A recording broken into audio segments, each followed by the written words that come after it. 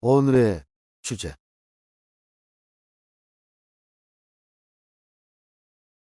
성경에 게시된 종말에 관한 진실과 실현되어가는 종말적 현상들. 오늘부터 여러분들과 함께 살펴보고자 하는 내용은 성경 말씀으로 게시된 종말에 관한 진실과 계시하신 일들을 하나하나 이루어 나가시는 하나님의 놀라운 경륜과 사역에 관한 것들입니다. 그에 따라 성경에 게시된 종말적 현상들에 관련하여 오늘날 얼마나 많은 사건들이 성취되어 가고 있는지를 살펴볼 것입니다. 또한 종말을 통하여 이루고자 하시는 하나님의 참뜻이 무엇인지를 이해함으로써 종말의 때를 살아가는 우리들이 어떻게 하여야 하나님의 영광을 가리지 않고 용기 있게 승리하는 삶을 살아갈 것인가를 살펴볼 것입니다. 그에 앞서 간과하지 말아야 할 것은 하나님의 뜻과 계획을 담은 성경 말씀은 모세, 다윗, 예레미야 등과 같은 하나님의 택하신 일꾼들이 저술하거나 혹은 기록했다는 사실입니다. 그러나 부인할 수 없는 사실은 성경은 성령의 감동 혹은 영감을 받아 저술하고 기록된 것이라는 사실이며 그 사실을 믿는 데서부터 온전한 믿음이 시작됩니다. 그렇기 때문에 성경 말씀은 진리를 담은 하나님의 기록물이 될 수 있는 것입니다. 여기서 잠시 짚고 넘어갈 점은 소위 성경 모설이라는 개념입니다. 결론부터 말하자면 오늘날 우리가 접하고 있는 다양한 버전의 성경 전서들은 역본이라는 사실과 본래 원본에서 쓰여졌던 언어인 히브리어, 아람어, 헬라어라는 고대 언어들을 시대를 거듭하며 번역한 결과물이기에 그러한 번역 과정에서 있을 수 있는 여러 오류들이 있습니다. 즉, 의도적인지의 여부를 떠나 오번역이나 탈자, 변개 등이 있다는 사실입니다. 그러한 오류들이 번역본마다 각기 다르게 존재하고 있음을 인정할 필요가 있습니다. 따라서 우리가 사용하는 성경전서의 모호성은 절대적이지 않다는 것을 이해하여야 합니다. 그럼에도 불구하고 어떤 버전의 성경전서는 그 온전성이 무오함에 더 가깝다고 할 수 있을 것입니다. 더욱 중요한 사실은 하나님은 그 진리의 말씀의 원저자이시기에 우리 인간들과는 다르게 그 말씀을 부주의하게 취급하거나 관리하실 분은 전혀 아니십니다. 하나님은 무결하시고 완전하신 분이시기에 그분의 공의로운 뜻에 따른 사역과 그 결과물들은 그분의 보호하에 온전함을 상실하지 않는 것입니다. 그러므로 어딘가에서 온전한 무음의 성경 말씀의 기록물은 하나님의 뜻 안에서 보호받고 필요에 따라 사용되고 있을 것이다. 참고로 그런 맥락에 가장 근접한 성경 전서가 무엇인가라는 질문에 개인적으로 답한다면 그것은 킹 제임스 버전이라고 답하고자 합니다. 그렇다고 해서 킹 제임스 버전의 모호성을 온전히 인정한다고 확언하지는 않겠습니다. 그러한 이유로 인해서 예수 그리스도를 구세주로 믿는 신앙인들이라면 성경 말씀을 올바로 이해하고 말씀의 권능을 체험하기 위해서는 필수 불가결한 과정을 경험해야 합니다. 기록된 말씀을 정확히 이해하도록 이끌어 주실 분은 성령님이시다라는 사실을 알고 믿어야 합니다. 여러 방면의 공부와 진리에 대한 목마름으로 인한 강구함으로 우리 모두는 지혜와 총명을 허락해 주실 것에 대한 기도에 더욱 매달릴 수밖에 없는 것이 아닐까요?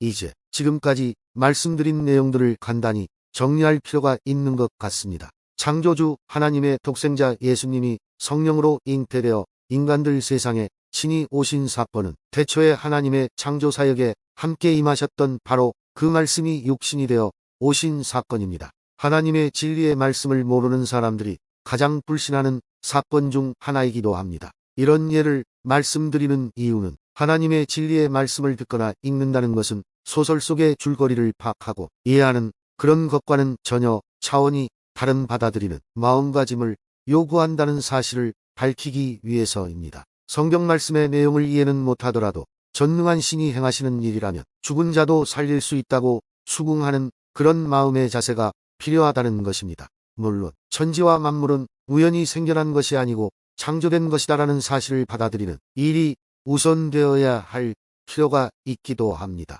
믿음을 가진다는 행위는 자신의 의지에 따라 자발적으로 수용하고자 하는 마음가짐을 필요로 합니다. 믿음은 들음에서 난다는 성경 말씀에서와 같이 직접 성경 전설을 읽거나 설교자의 설교를 듣고 성경 말씀이 무엇을 말하는지를 알아보고자 하는 마음에 이끌려 자신의 마음의 귀를 기울이는 그런 자세를 견지함으로써 비로소 믿음의 여정이 시동을 걸 수 있다는 의미입니다. 그렇기 때문에 예수님께서도 들을 귀 있는 자를 듣게 하라 라는 표현을 수차례 강조하듯 사용하셨던 것입니다. 물론 예수님이 언급하신 귀는 몸의 한 지체로서의 귀라기보다는 하나님의 진리의 말씀을 듣고자 하는 마음의 귀이며 진리를 지향하는 마음이라고 하겠습니다. 성령님께서는 진리를 깨달고자 하는 자발적인 수용적 마음을 견지하는 사람들에게 반드시 찾아오셔서 내재하시고 그들의 마음과 영혼을 하나님의 생명의 진리의 말씀을 이해하고 믿을 수 있도록 인도하실 것입니다.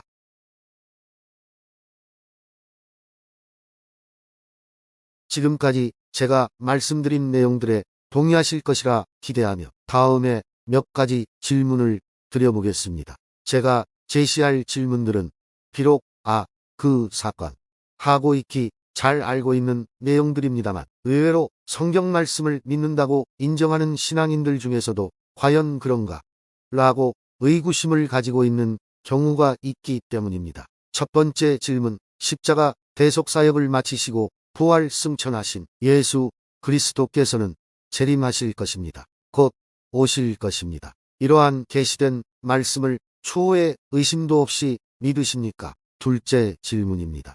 노아 때의 대홍수 사건은 사람들의 포악과 불순종 때문에 하나님께서 내리신 심판입니다. 오늘날 우리 인간들의 죄악이 노아 때의 죄악처럼 심판을 받기에 마땅한가요? 셋째 질문을 드리겠습니다. 출애굽 당시 모세가 지팡이를 들어 올려서 홍해가 갈라짐으로써 이스라엘 백성들이 바다 밑바닥에 마른 땅을 밟고 건너갔다는 성경 기록은 사실일까요? 넷째 질문을 이어가겠습니다. 창조 제6일에 하나님께서 흙으로 사람을 지으신 후 코에 생기를 불어넣으시니 그 흙덩이가 살아있는 영이 되었다는 사실이 믿어지십니까? 다섯 번째 질문입니다. 창세기 6장의 노아 때의 시대 상황이 묘사되어 있는데 당시에 네피림이 있었더라고 기록되어 있습니다. 상상 이상으로 거대한 몸집의 거인 족속을 지칭하는 것인데 그 거인들의 태생이 인간들 사이에서 난 것일까요?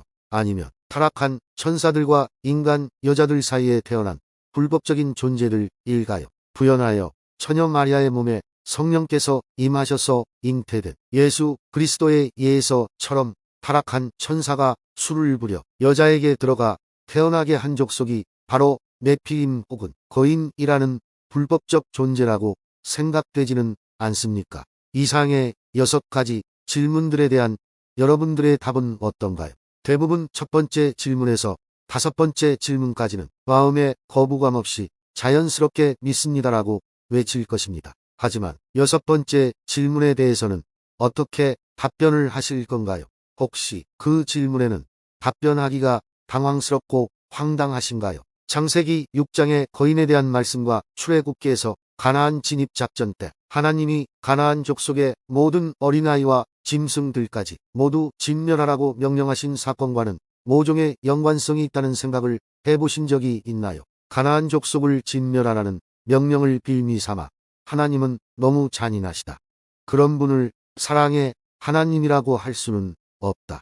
라고 오판하면서 하나님의 진리의 말씀을 불신하는 사람들이 적지 않다는 사실을 인정하신다면 반드시 알고 깨달아야 할 사건이 창세기의 거인 족속과 출애굽기 가나안 진멸 명령입니다. 이러한 일련의 사건들은 결국 종말 때의 하나님의 진노의 심판과도 연관이 있다는 것을 알아야 합니다.